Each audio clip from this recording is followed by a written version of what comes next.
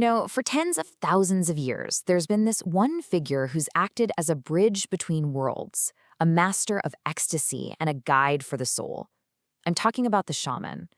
But the shaman isn't just humanity's first doctor or priest. They're one of our oldest heroes. And their path to power, well, it isn't about just studying books.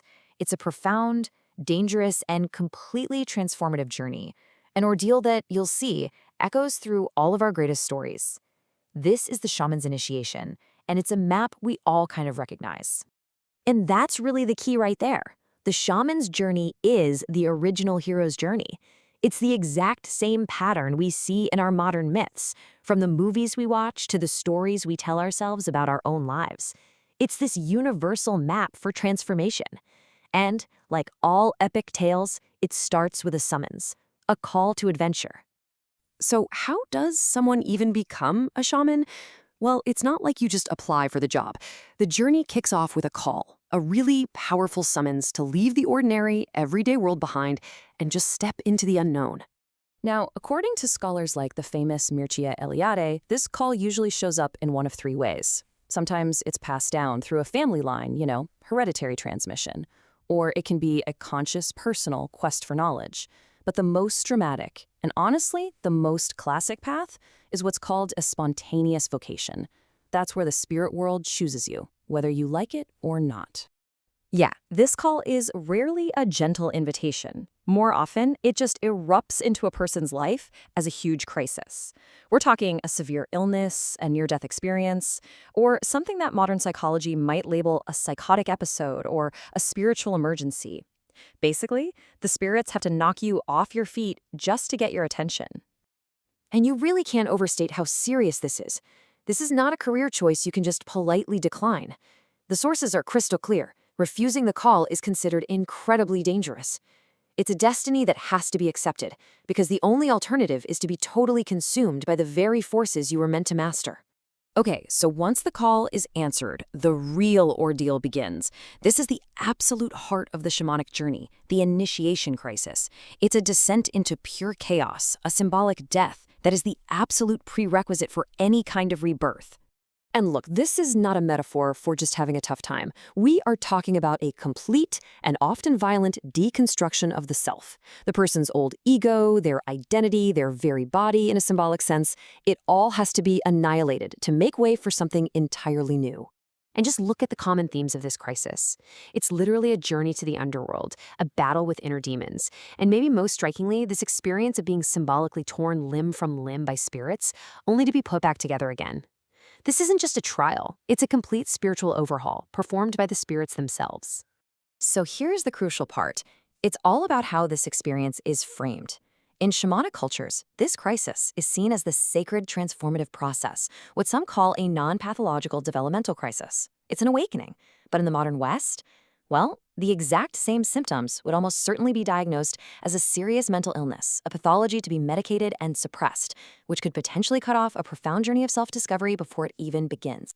So if the initiate actually survives this ordeal, and that's a big F, they don't just go back to normal. No way. They are reborn. They're transformed with new sight, new abilities. They have faced the chaos, and now they have the power to navigate it. And this new power, it comes with a brand new map of reality. For the shaman, the universe isn't just what we see. It's a multi-layered cosmos. You've got a world below, our world right here in the middle, and a world above. And these realms are all connected by a central axis, the axis mundi, or the world tree, which the shaman learns to travel up and down. So how do they do it? Their main vehicle for this travel is something called soul flight. By using techniques like drumming or chanting or dancing, the shaman enters an ecstatic trance.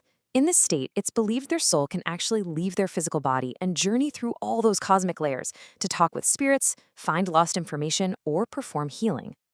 And this right here is a really vital distinction. Unlike, say, a medium who might be a passive channel for spirits, the shaman is an active agent. They are the master of their own ecstatic state. They command and negotiate with spirits. They are not possessed by them. They are the traveler, the pilot of their own soul. So, how does this ancient practice translate to our world today? Well, in what's often called neo-shamanism, there's been this fascinating psychological turn. The spirit worlds are often interpreted not as literal external places, but as internal landscapes, maps of the human psyche, kind of like the archetypal realms you'd explore in Jungian psychology. Okay, this table really breaks down that shift for us. Take the concept of soul loss, for example. In the traditional view, the problem is a malevolent spirit literally stealing a piece of your soul. The goal, a dangerous journey to the spirit world to battle for it. But in the neo-shamanic view, soul loss is seen as soul fragmentation due to trauma. The journey becomes an inner journey to heal the psyche. The goal isn't battling spirits, but mending the fragmented self. The journey is the same, but the landscape changes from the cosmos to the mind. But whether you see that journey as internal or external, the final stage is always the same. The hero has to come back. The journey isn't finished until the shaman returns to the world of human affairs, to their community. And they definitely don't return empty-handed. They bring back what's called a boon, a gift. And that gift is the ability to heal, to guide, to restore balance to the community. You see, the ultimate purpose of this whole harrowing personal journey isn't self-enlightenment, it's service. And this gives rise to one of the most powerful archetypes of all, the wounded healer. The shaman can heal others precisely because they themselves have been broken and put back together. Their initiatory sickness, the very thing that almost destroyed them, becomes the source of their power. They know the path through the darkness because they've walked it themselves. And that's the ultimate triumph, isn't it? It's this profound victory of order over chaos, of healing over sickness.